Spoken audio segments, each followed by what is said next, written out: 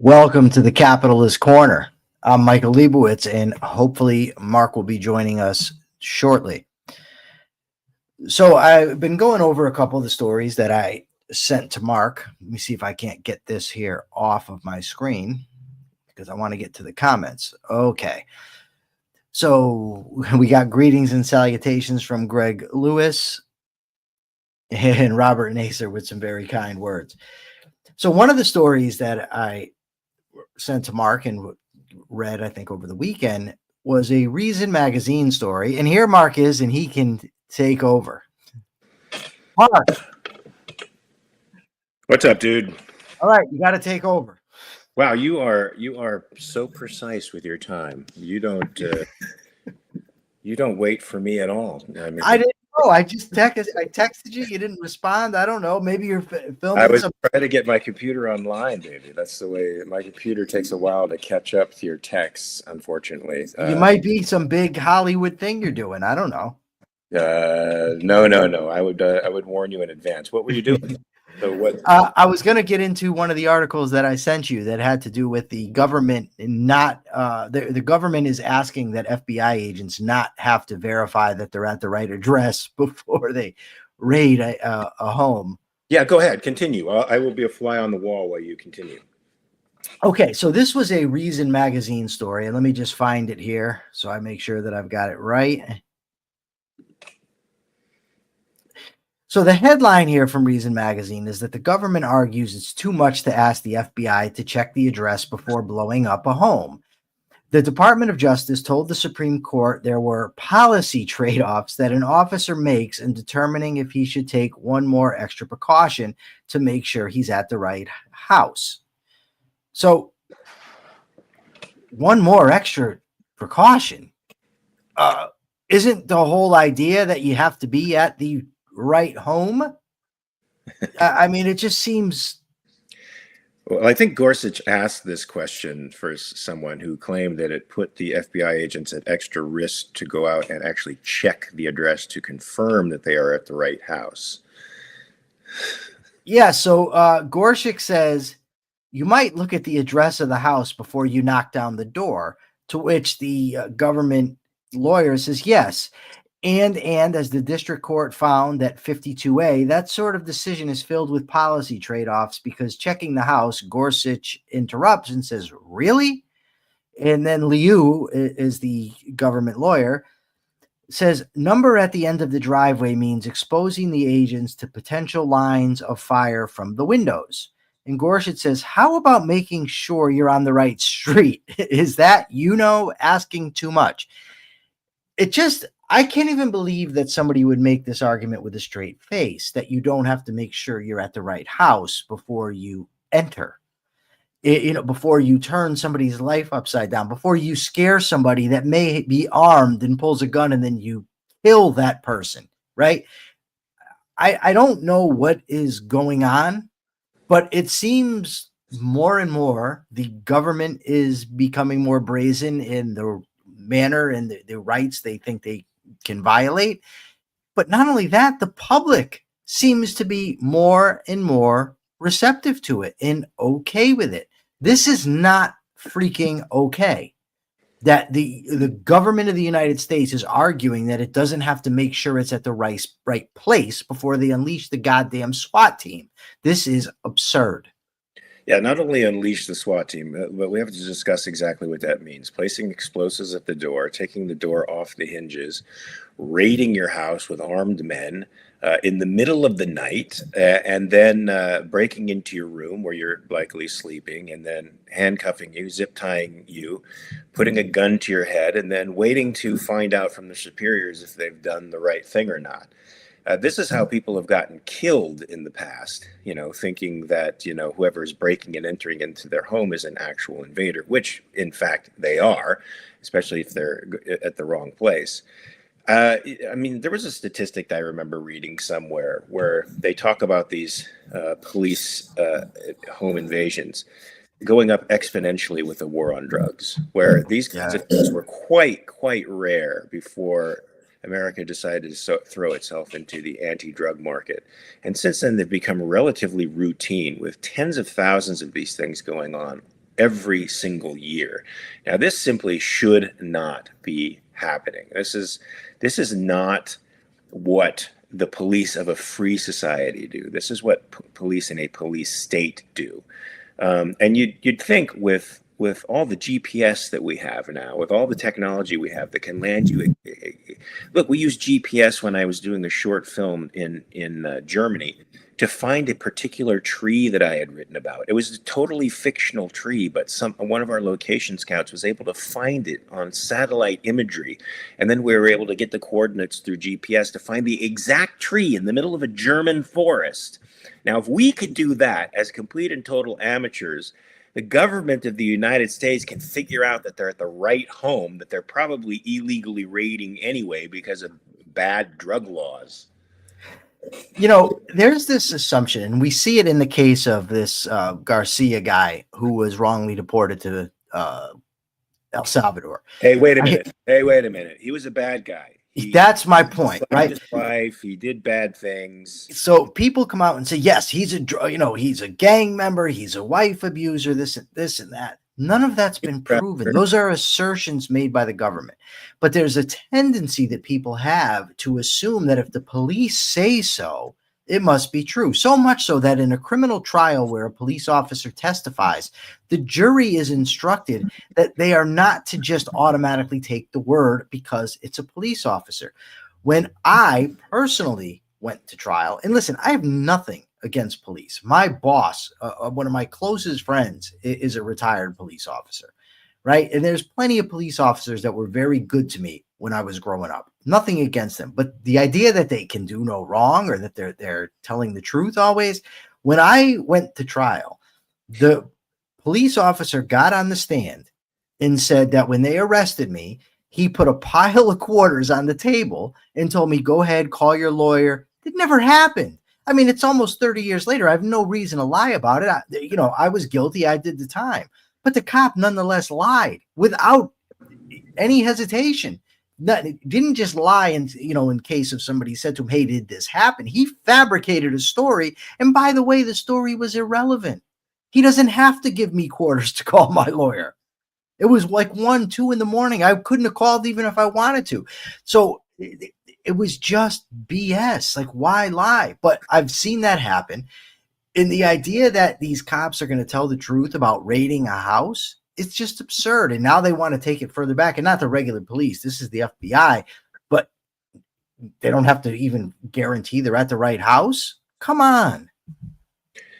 Yeah, Ian Gilmore says the BLM movement did a lot of bad things, but they weren't wrong about police often abusing their power. Now, that comes with this society that we've built up that makes products that people have a market for illegal. So and creates laws and regulations in society that are mainly for the purpose of raising revenue and not because you're breaking things or harming anybody.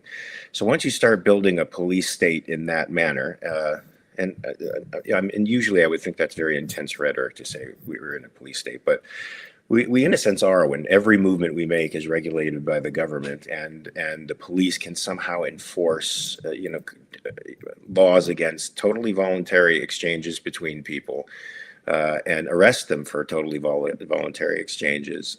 You're in a state where you're going to attract a particular kind of person to the job, right? Somebody who doesn't necessarily respect rights, has an inordinate amount of power, and is going to try to abuse that when the situation arises. I saw a tape recently on YouTube, and this cop who still left his body cam on. I don't know if they have the capacity to turn it off voluntarily. Hopefully not. But he had his body cam on, and he stopped this black dude who had like long sort of dreadlocks in the car, and he's totally harassing him. He's just a complete and total jackass. And when he finally gets the guy out of the car, he's rude, obnoxious, even racist. You can just tell he's sneering, and he's preening in his power, and he's like, "Give me your ID." And the guy goes, "My ID, I wear it around my neck." And the guy goes, "Oh yeah?" He reaches inside the guy's collar and pulls out a badge. The man was a federal agent. Okay, he worked for like the FBI. And you could feel the cop's sphincter muscles tighten instantaneously as he discovered that he just went down the wrong path and was completely fucked, because the guy turned to him and said, "You're in trouble now, buddy." And the cop was suddenly apologetic. "Please, please, please, don't say anything." He's like, "Oh yeah, I'm going to say something. This ain't a good day for you, man." And then when the guy drives off, you hear the cop saying, "Fuck, fuck, fuck, fuck, fuck." But that's the kind of jackass this system that controls every aspect of your life and won't allow voluntary transactions between consenting adults. This is the kind of person that it attracts to the system, man. Bullies, fascistic types that that abuse their power. And look, all we have to do is change a few things within the legal system, and some of that's not so easy. But decriminalizing and descheduling some of these drugs that are criminalized now, for which there's a market, would go a long way towards lending itself to a police force that actually defends and protects rights and property instead of the opposite.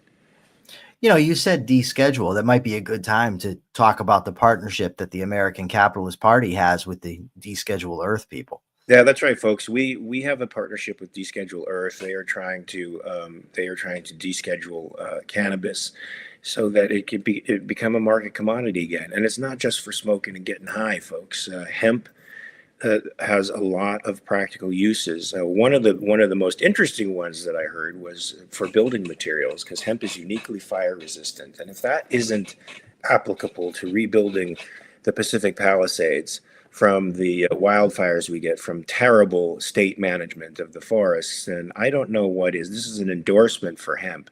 It could grow our economy in so many ways, folks. If the federal government would just get out of people's way, we could start using something like hemp as a means of providing food. It's a great cleaning source. So somebody told me recently that it cleans up oil better than almost any other substance. So for oil spills, it could be used to clean up oil spills. It's fire resistant. There's so many uses for this product that are limited because of the government's oversight. Let's get rid of the oversight, man. Let's free up the economy. Let's let people choose. Among its uses, I hear if you smoke the marijuana, it's actually pretty pleasurable. I've heard rumors.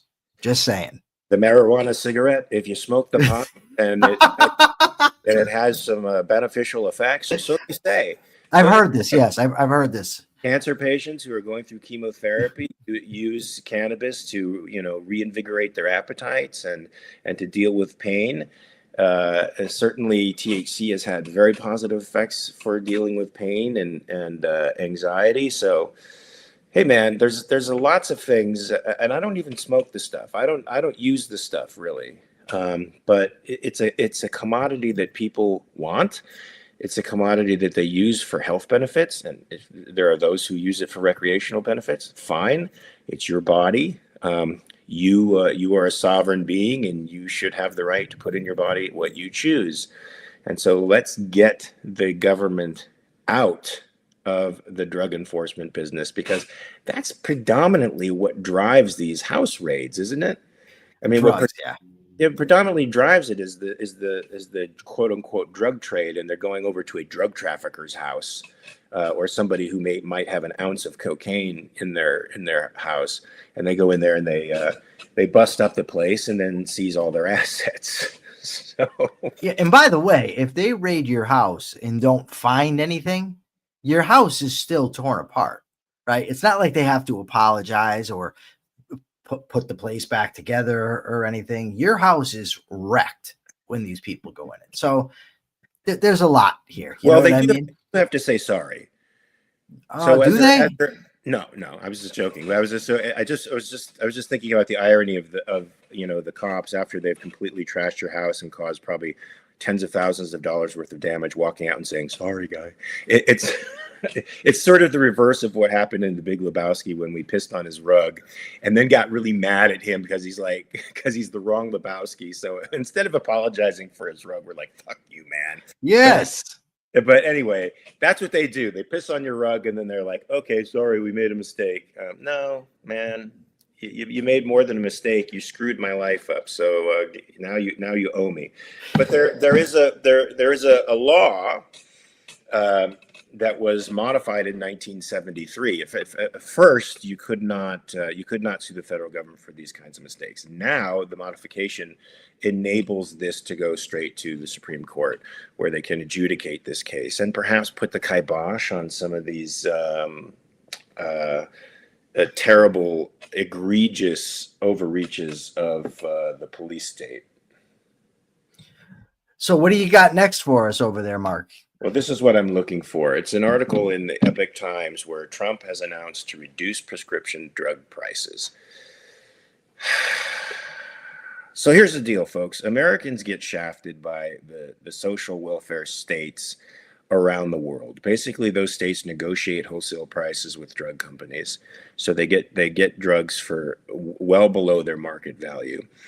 And then those costs are passed on to the American consumer. So our drug prices are 2 and 3 times higher than those in Europe, not because of any market phenomenon, but because the government negotiates with them prices, and then of course the pharmaceutical companies have to keep R&D up, they have to keep a profit margin up, so they pass on those prices to us. So Trump is now negotiating, I guess, unilaterally with these drug companies, and claims that we will have most favored nation status. Now he's doing this by executive order, of course. It's not an act of Congress, which I think it probably should be, for one. And he's this most favored nation status apparently puts us in parity with European states. So the quote unquote excuse that the pharmaceutical companies have been using to keep American prices of pharmaceuticals high is that they need the money for research and development, which apparently now Trump doesn't care about research and development, or doesn't understand how much profits are turned over into research and development and innovation to keep a company innovative and on top of the latest discoveries so that it can keep producing value. So now where can the drug companies turn, since every state seems to be price controlling? I'm weary of price controls. They usually have a singular effect. Shortages? Yes, they usually have the effect of shortages, and lack of innovation, because there's the margins are so small that they can no longer now throw profits into research and development. But they certainly can't produce drugs that are losing money now on the marketplace, because nobody's going to make up the cost. So I fully expect this will increase demand, and while supply will not be able to meet that demand. Do you think I'm sort of wrong on this, or? No, I think you're absolutely correct. There's a lot of problems here, and people rightly argue, the pharmaceutical industry, they get maybe special cutouts or favors from government. It's not a free market. In other countries, they have price controls so that Americans end up paying more than other countries. And Trump wants to make us pay the price that the lowest price that any country in the world pays. So he finds the country that pays the lowest and then wants that to be what we pay. The problem is that the market in America is also regulated through, we have Medicare, Medicaid, Social Security, all these different sort of regulatory policies and handouts. Not only that, but let's not forget that it's a rule. They have to go through a certain amount of time before they can actually release a medication. And, the drug laws are not everybody can sell drugs. Not everybody can buy whatever they want. So these laws necessarily are going to reduce the supply within a market. That, there's two sides of the ledger. Yes, if creating drugs and just releasing them onto the market was all completely legal and anybody could do it, you would end up with a lot of garbage on the market that could be harmful. But the flip side of that is somebody with cancer may have to wait 10 years, which is going to be too long before they can get the good treatment. What happens here, and it happens every single time, it seems to me, it's happening with tariffs, for instance. Instead of saying, let's just go to a free market, we say, okay, if other countries are going to have controls, we're going to increase our controls. we're not going to give a free market. We're not going to have an outlet for various industries to come in and fill these needs that people have. We're just going to negotiate to get prices down. It, of course, is not going to work. It's, you could set the price at anything you want, but who cares if you have the price, but you don't have the product that you want to buy, right? It's like, you go to Burger King and you're so excited. The Whopper's on sale. You go and you order a Whopper. Well, there is no Whoppers. We're sold out. Sorry. Except for in this case, it's your diabetes medication or whatever medication you're supposed to get. So yes, Mark, you are absolutely correct that this is government overreach, and as all government overreach, the consequences are not going to be what the advocates are hoping for. Now, did I read the article wrong, or did it say that this would apply strictly to beneficiaries of Medicare Plan B? I think it said predominantly, but I will. So now this is another interesting proposition to me, because to me this incentivizes membership in Medicaid Plan B.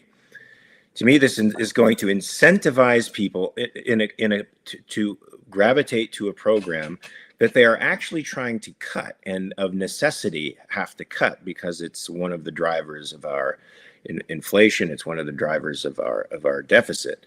It costs somewhere in the neighborhood of $800 to $900 billion to run this thing, and these are basically state cooperatives that the government subsidizes for medical care. And it's supposed to be for a small subset of people, but of course the ACA expanded it greatly to incorporate more people. And now, if you're going to incentivize specifically people within that program by saying, well, the drug costs for people within this program are going to be exponentially lower than people outside of it, I can't think of a greater incentive to start pulling more people into the net of the federal government, federal and state government insurance policies. Can you? No, that's actually a good point, and one that I hadn't considered, but it says the benefits of this move will primarily apply to those on Medicare Part B, a federal insurance plan that offers coverage at a monthly premium. Now, what do you think? Do people think that the fact that Medicare is already giving benefits as far as prescription drugs, that hasn't already affected the price in a negative way, and affected markets in a negative way? And of course, Medicare Part B, I believe, was implemented by the last conservative president, George W. Bush. So it's more and more from the so-called pro-market, pro-capitalist Republicans, we get more and more uncapitalistic policies. Yeah, so the solution, I think, to high drug prices is competition, right? One of the ways in which the European markets have been able to keep drug costs low is by privatizing the approval process, which I think is a fantastic move. So whenever they are inventing drugs, they farm these out to private testing labs, and these labs are the ones that wind up approving or disproving of the drug, and the result is, that they bring drugs to market much, much, much faster than the FDA does. The FDA is incentivized towards caution, which means it's incentivized not to bring drugs to market, because so long as they don't bring a drug to market, they cannot be blamed for any casualties that happen as a result of that drug being brought to market. So they're incentivized not to. So that led to, for example, the life-saving beta blockers not being legal in the United States for 10 years after they were legal in Europe. Now, beta blockers particularly saved my life. So I have a very personal investment in the fact that these things were not allowed to be a legitimate drug, though they had been tested and formulated and had gone through an entire rigorous process of double-blind testing in Europe previously to that. I'll give you another example of how I came under the rubric of the FDA, and I mean, we all are, but I mean, very directly. I was part of a clinical trial when I got my heart surgery, where they were using a new type of ablation therapy that caused less tissue damage and enabled you to recover exponentially faster than the original way. So instead of using radio waves to cartelize the nerves, they were using some other form of technology, which eventually got approved. So I was in that study that got this stuff approved for the United States, but it had already been in operation in Europe for years, right? We can see the FAA now. We can see problems with Newark Airport and the occasional radar outages, which should disturb anybody flying into Newark Airport. We should understand that the FAA does not improve your flight safety. In fact, they have an incentive not to move or innovate because they may be held responsible for any problems with new innovation. So they are incentivized to move very slowly. As a result, we have air traffic control system that's 20 years behind technology. Now, I was reading about this in Reason magazine in 1982, man, about how the FAA kept airlines in vacuum tube technology. This is in the 80s. In the 90s, they were still using vacuum tubes, which had been basically a defunct form of technology for 10 or 20 years by that time. So look, regulatory agencies do not make us better.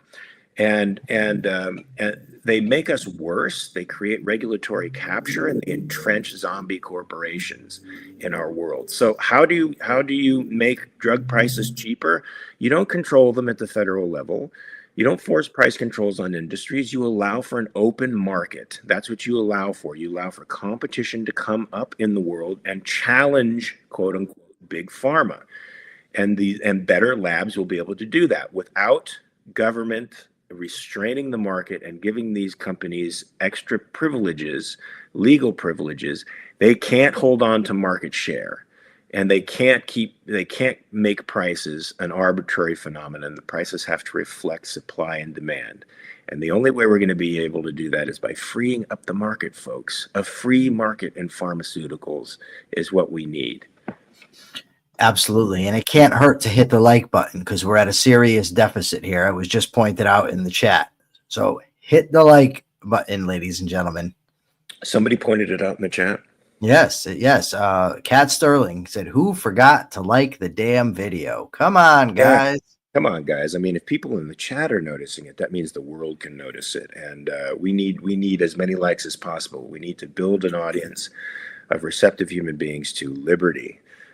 Because liberty isn't popular anymore, folks. We can't rest on our laurels. We have to keep pushing forward against rabid statist interests that want to steal your lives from you and take your moral agency from you. That's not a conspiracy theory. This is actually happening, and I want to get to something that reflects that right now.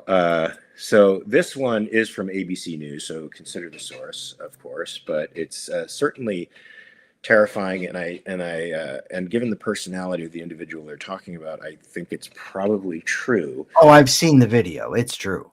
Okay. This is I just chose this because it was quick. This is all over the place. It's been all over social media. Okay, I didn't watch the minute 21-second video, but it does show Trump on there, so I'm assuming all of this does somehow come out of his mouth. Stephen Miller actually came out of Stephen Miller. Oh, Steve Miller. Well, that's even worse. He's like he's like the enforcer of the Trump agenda, and he lies with impunity. This guy, I mean, and he's better at it than Trump, which is scarier. He's smarter than Trump too, which is also not hard to do, but it certainly makes him a formidable guy in Washington. The White House says Trump is considering suspending habeas corpus. Okay, folks. He's thinking about suspending habeas corpus. Now, of course, habeas corpus cannot be suspended unless we are in an emergency. The Constitution does make an exception for emergencies of wartime. Well, not just any emergency, though. Not just any emergency. Invasion or rebellion. Invasion or rebellion. So, but Lincoln at first did it, unilaterally, and then had to get the approval of Congress finally to continue with it. One of the reasons I think many people called him a tyrant was because he did things like suspend the writ of habeas corpus, which is a vital legal concept, folks. If we are to have a free republic, and if you were to retain your liberties, we need the writ of habeas corpus in our lives. It is a check against the state in every respect of the term. So, Michael, do you want to go into a little bit of detail about? Well, it's called the Great Writ, for God's sake. Habeas corpus actually means bring the body or present the body.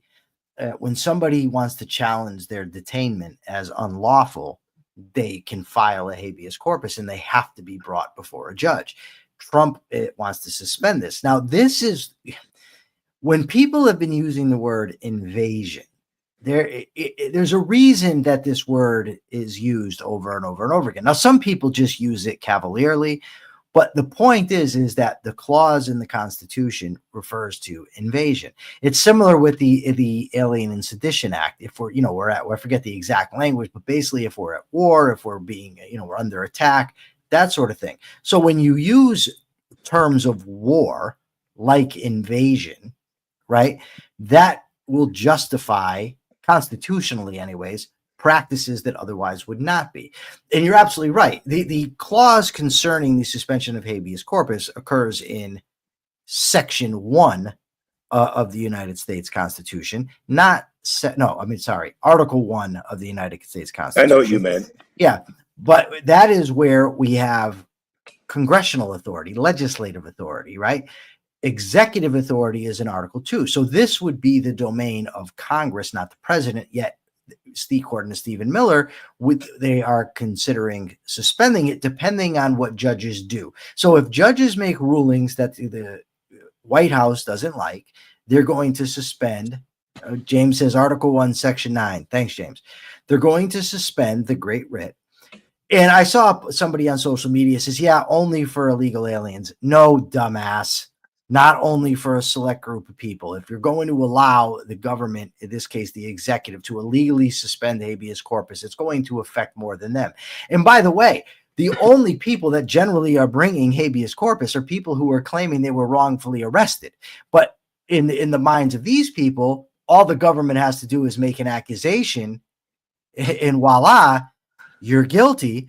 So what's to stop it next time when some guy accused of murder, he wants to file a habeas corpus, and they turn around and say, oh, he's a murderer. We don't care about him, or a bank robber, rapist, whatever. Screw innocent until proven guilty. Our big daddy government has made the accusation. We're going to roll with it. And by the way, we're going to suspend your habeas corpus rights on top of that. It's tyranny. I don't know, like you mentioned earlier, you don't like to throw around terms like police state, but what is it called? When a government rounds people up and ships them out of the country without due process, when they want to suspend habeas corpus, these are the things that this country was founded to fight against. And if you're doing it, you got to call a spade a spade. It's tyrannical.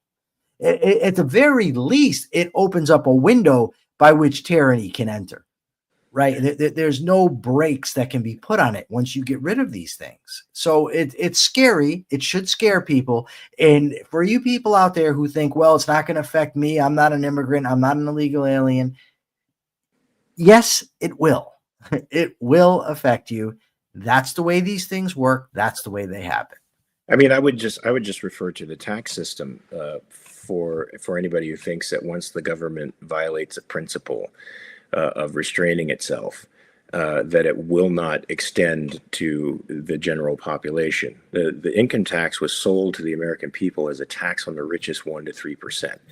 And the American people were guaranteed that it wouldn't go beyond the wealthiest top tier of earners and producers in the country. Now, let me ask you, did that stay in the same within the same economic strata, or did it move on to everybody else? It did not pan out. It did not pan out, and it never does. Many regulations that are put on the books, in fact, I think a great deal of the New Deal legislation was supposed to be quote unquote temporary.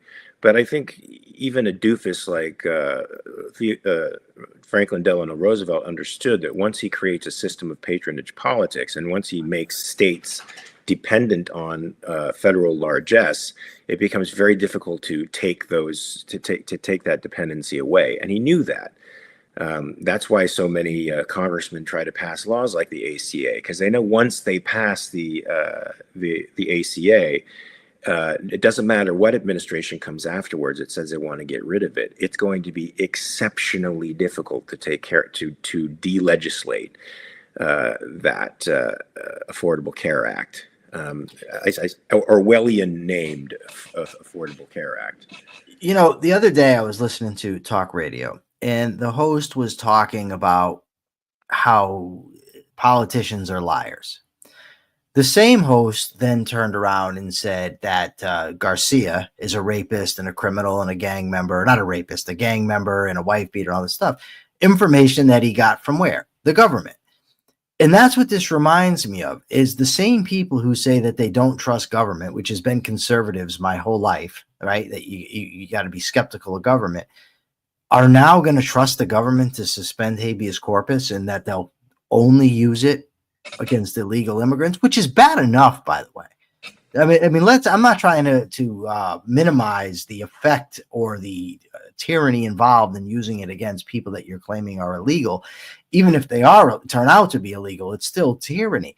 But it won't just stay there. That's my point. But I think it's important to know also that it's bad. Even if it did stay there, it's still bad. Yeah, I mean, just to see conservative pundits whose minds I respect under most conditions, like a Douglas Murray, make the assertion that immigrants don't have the same rights as citizens, and to have that be taken by the conservative community as actually meaning something, as a rational distinction, as if people coming to our country do not fall under the umbrella of constitutional protections. That's what makes our country what it is. That's what makes it exceptional, is that we make no distinctions between human beings. The government is bound by law, not by the instincts and whims of other men, but by law, to treat everyone equally before it. And that includes somebody who comes here, quote unquote, illegally. Now, we as the Capitalist Party have a great problem with immigration law and preventing freedom of movement and preventing human beings from improving their condition of life by moving from a worse place to a better place. We think people should be able to move wherever they choose, provided they're productive, nonviolent human beings that just want to live in peace. There should be no bars to their living somewhere and working somewhere and producing great value for themselves and for the community. But there are, and so now we have to deal with all the pragmatic effects, or the effects of pragmatism on the part of our government. We can move on to this next story, unless you feel there's something else that we. Nope, I think we've said what we need to. Well, apparently, Qatar has decided to gift a plane to Trump. Now, of course, Boeing is in the midst of building a new plane that apparently Air Force One is, somewhere in the neighborhood of 40 years old.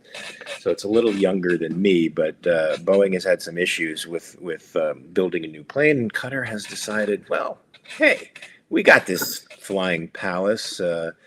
Why don't we give it to you as a gift? And of course, Democrats are in an uproar about it. Some people are saying it's a violation of the Constitution. I don't know that it's a violation of the Constitution, but it certainly bothers me that a foremost sponsor of terrorism around the world, with whom the president is about to meet in order to try to resolve the Palestinian-Israeli conflict, is gifting the president, the prime negotiator in this conflict, a $400 million plane. I mean, I have issues with this just on a moral level and on a I guess optics level. I don't know if it's illegal under the emoluments clause. I don't think it's illegal, but it's certainly not a good look.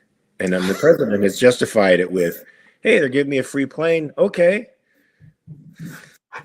Yeah, and he's perfectly okay with it. I remember when I was a little kid, there was this movie. I think it derived from a comic, but I'm not entirely sure. But the movie was called Swamp Thing. And to me, that's a comic. That's what Trump is. Trump is the Swamp Thing. Virtually every accusation that he makes against his enemies is applicable to him, right? He accused Biden of accepting gifts from China. But maybe he did. I haven't, done a deep dive on it. I'm not saying it's not true. I'm just saying that Trump is not above accepting gifts from other countries. Obviously, countries that are involved in high stakes negotiations, right? This is not a anemic thing that is being talked about. I think Qatar has now come out and said they're considering it. It's not a done deal yet, but whatever. I The think it's second, the but I want second, hold on one second, Mark. The second that came out of a foreign government's agent's mouth, Trump should have said no, thank you. That should be the end. Indeed, I think so too. But I think they're trying to dance around this by saying, well, it's a gift to the American people, number one, even though Trump will be the direct beneficiary of it. And then when Trump is pressed on the issue, will you be using it as a private jet after you leave office? He said, no, it's actually going to the library. Now, one has to really, really think about a Trump library. Most presidents do get a library. I have to wonder what Trump's library would be actually composed of. Dr. Seuss books or Playboy magazine. Exactly what would Trump's library be composed of? He's claimed he read the Fountainhead. Do you believe he's read the Fountainhead? I do not. I do not either. I think he read the Cliff Notes. I'd be surprised if he did that. I would be, or maybe he had somebody read it for him and then started to give him a summation, like a one-page summary. Yeah, I think the most likely thing is he started to watch the movie and then got bored and shut it off. That's what I think is the most likely scenario. I think there's no way he read it. The fact that there are objectivists or claimed objectivists out there who tout him as an Ayn Rand hero is one of the grossest things that I've come across on the internet. And I've come across a lot of gross things on the internet. Yes, indeed. Now, of course, the presidential libraries are not just composed of books. You think a library is composed of books. They're not necessarily composed of books. They have stuff that, I guess, artifacts within the administration that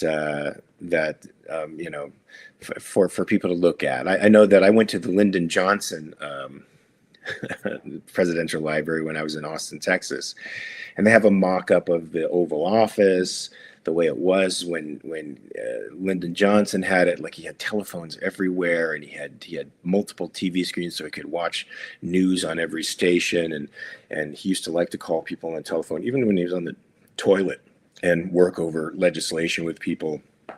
He was a very hands-on guy, and they have a bunch of artifacts from his early life as a New Deal guy and as a teacher way back when. So there's, luckily for Trump, it doesn't have to be filled with books. It'll just be filled with memorabilia with respect to his life and his presidency, because he ain't no Thomas Jefferson. Let's just put it that way. No, he's not. And what I mean by that is, Thomas Jefferson had somewhere in the neighborhood of 7,000 books, and when the British came and burned down the Library of Congress after the 1812 war, it was Jefferson that donated his book collection to restart the Library of Congress. We can assume that Trump doesn't have anything anywhere near the neighborhood of 7,000 books. And if our National Archive should go down, Trump would not be able to contribute much, except maybe the Incredible Hulk number 106 to the library. Ariana Sneath says Trump's library. Oh no, I lost it. She says Trump's library. Everything is Biden's fault. A child's guide to navigating shifting political blame. Yeah, well, that's the title of his biography. That's for sure. That's the title of his biography. I actually I came across a meme lately, and it says Trump is going to be changing. I think it's the San Andreas Fault. If I'm wrong about that, it doesn't really matter. But it said he's going to change this name of the San Andreas Fault to "It's Biden's Fault." We have a little beef going on here in the comment section. They've been commenting on Scott Schiff, who is posting under the Ayn Rand fan club, and they brought him up. So, you know, the rules of debate. If somebody mentions you, you get to join in. And Scott says, Ian's more partisan than me. And I don't know who's more partisan. I don't know, but it's an interesting thing. And we do encourage the debate amongst our viewers. Wait, who's more partisan than who? The question is, who's more partisan, Ian Gilmore or Scott Schiff? Maybe let's do a poll. What do you think? Who's more partisan? Ian, I believe, is actually Canadian. Oh, that would be interesting. Well, no. A lot of good things come out of Canada. Peacock, they do, but to be a partisan in American politics. Well, that we can just try to encourage him to come over here and get his green card and become a citizen. We want Ian Gilmore. Yes, that's what we want. We will accept Ian Gilmore with open arms. We accepted John Ridpath. We accepted Leonard Peikoff and all the great Canadian objectivists. We can accept you as well. Yes, maybe. Can we trade Scott Schiff?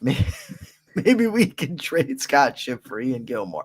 Scott, I'm kidding. Don't go full meltdown. Oh, Ian Gilmore is a dual citizen. I apologize, Ian. That's great.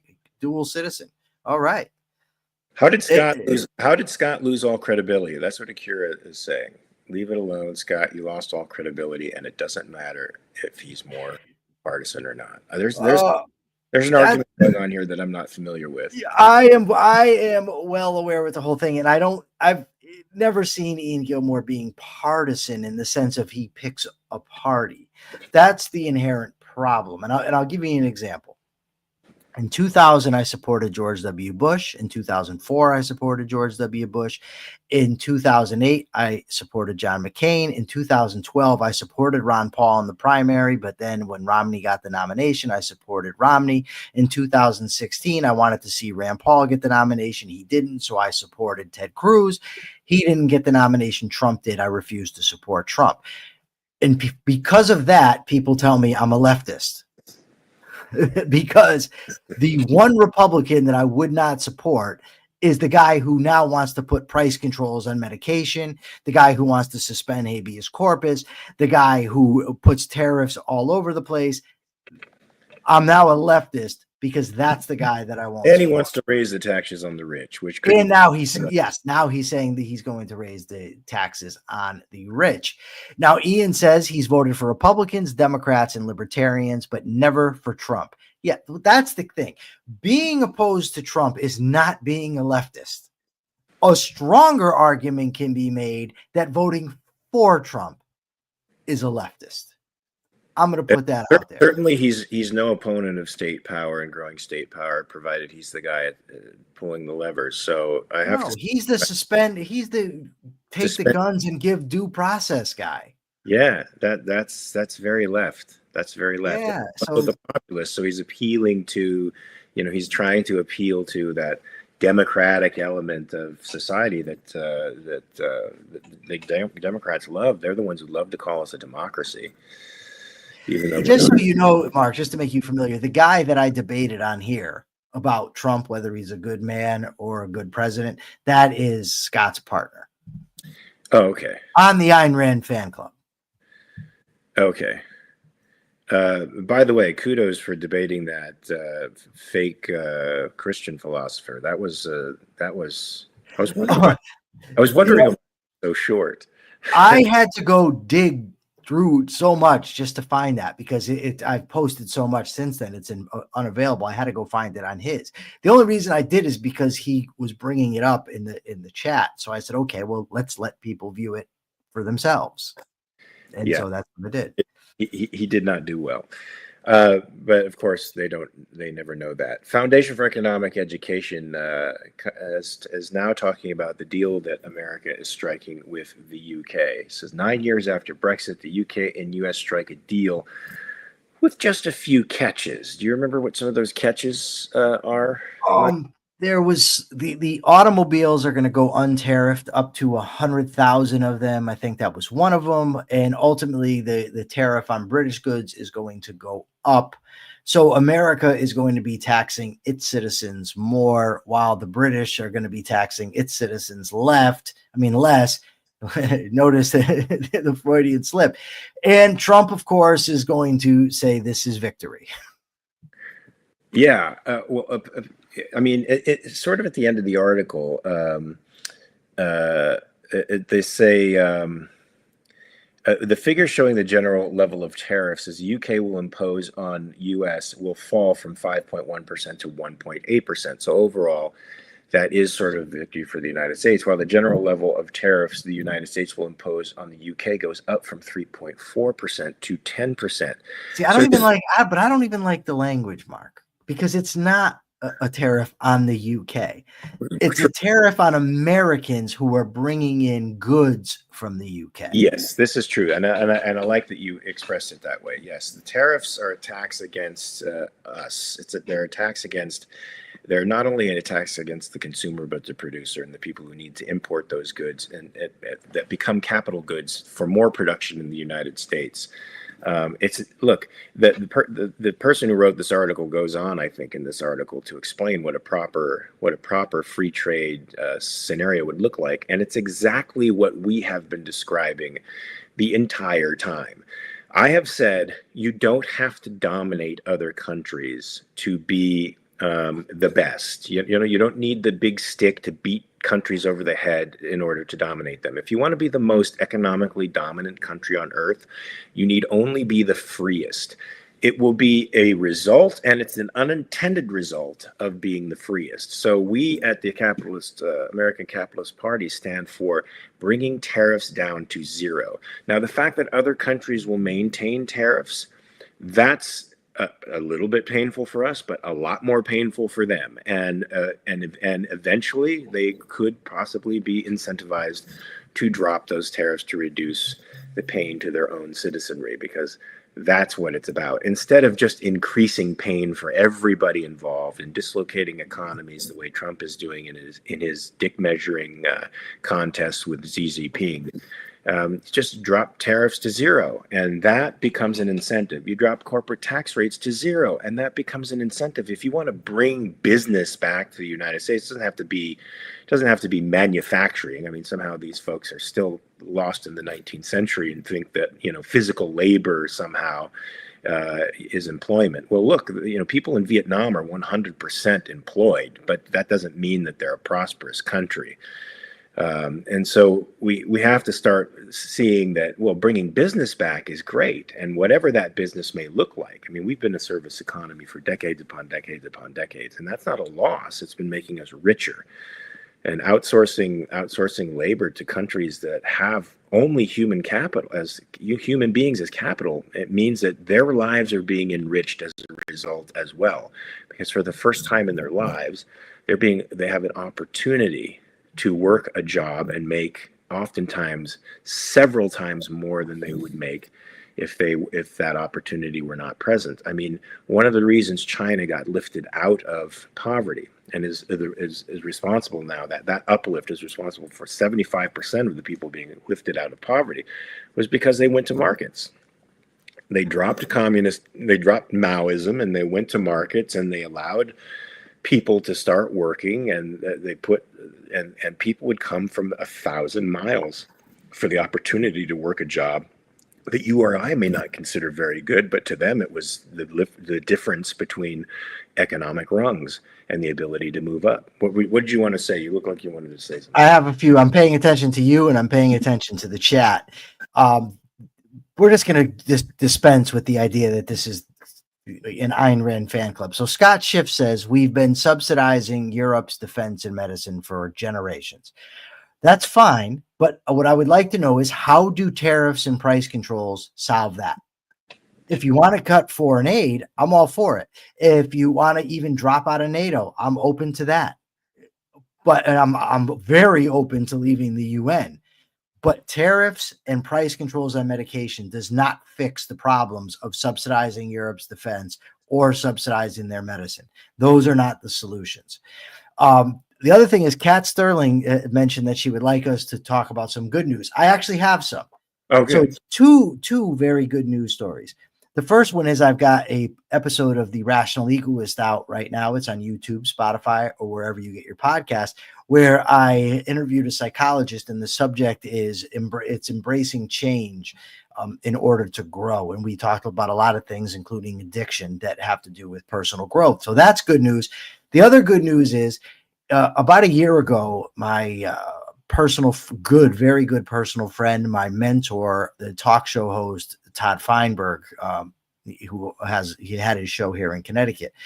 He came down with encephalitis. Now, I knew, but not many other people did know. So he's been off the air now, for going on a year, and people are wondering, where is he? What's going on? And today he did his first interview since contracting encephalitis. He did that interview with me. It was live streamed on X. So if you want to see it, you can go to my X page and you can watch it. It's just live with Todd Feinberg. Or if you want to wait a few days, I'm going to put it on The Rational Egoist. I find it very inspiring. He's a very, very smart guy. And he's on the mend, which is awesome. Did he get it from a mosquito bite? Oh, we don't know what caused it. There was speculation a couple of years ago when I was in prison. I was on the phone with him, and he was attacked. It was crazy, by an otter. And the otter bit him. And so a freshwater river otter. Yeah. So there's people speculation. Don't realize that those are very formidable. They look cute, but they will jack your world up. Yeah, it snuck out from under the car and bit him on the ankle. But they ultimately don't know what caused it. But we talk about that in a lot more if you watch the stream. I think you'll find it very enlightening. You'll learn how he taught me to be a talk show host and what I've learned from him.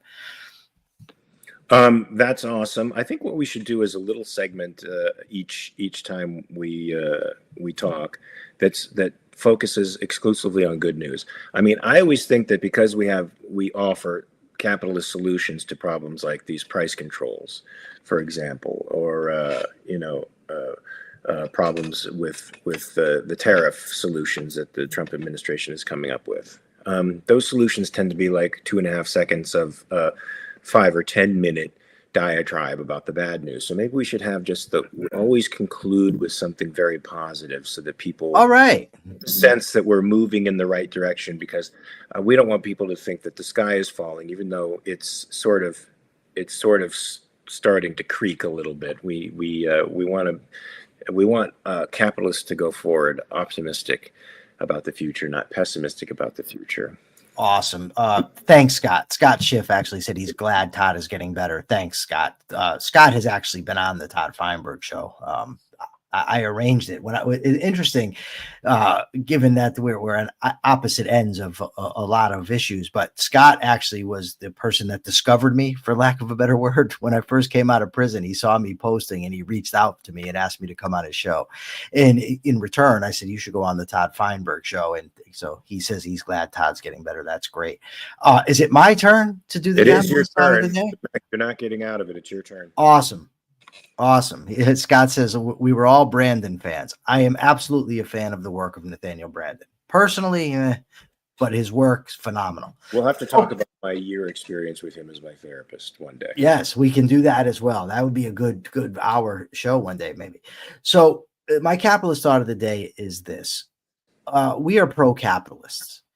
To be pro-capitalist is to not be a Republican. It's not to be a Democrat. It's not even to be a libertarian, or for that matter, a member of the American Capitalist Party. To be pro-capitalist simply means that you are for free markets and for the protection of individual rights. So let us not become partisan. Let us not fall into political tribes. Let us just advocate for liberty. And with that, I turn it over to you, Mark. Amen to that. And we are the party of principle, and the principle we pursue is individual rights. And that is true. That matters, folks, is protecting and defending individual rights. At first, helping people understand what those even mean, since the term rights has been inflated for decades upon decades upon decades, and now we have whole generations who don't understand what the term means, which is why they can break into libraries, vandalize libraries, and disturb students who are trying to study for their finals and think that they are exercising their free speech rights. And so we're going to try to demonstrate to the world what rights are, so that they know what they have claims to and what they don't have claims to.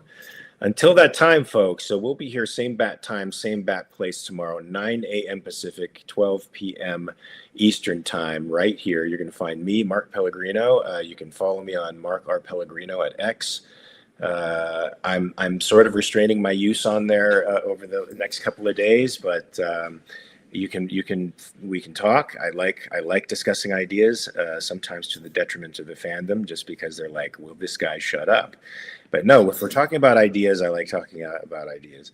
You can also follow Michael Liebowitz and then watch The Rational Egoist. He has great shows, great guests, and you're guaranteed to take home something that you hadn't thought about before. It's gonna push you on your heels and make you think about your values. And I think that's what we should all be doing every day that we're here. And in the spirit of that, folks, I'm going to remind you to always check your premises. We'll see you tomorrow. Peace.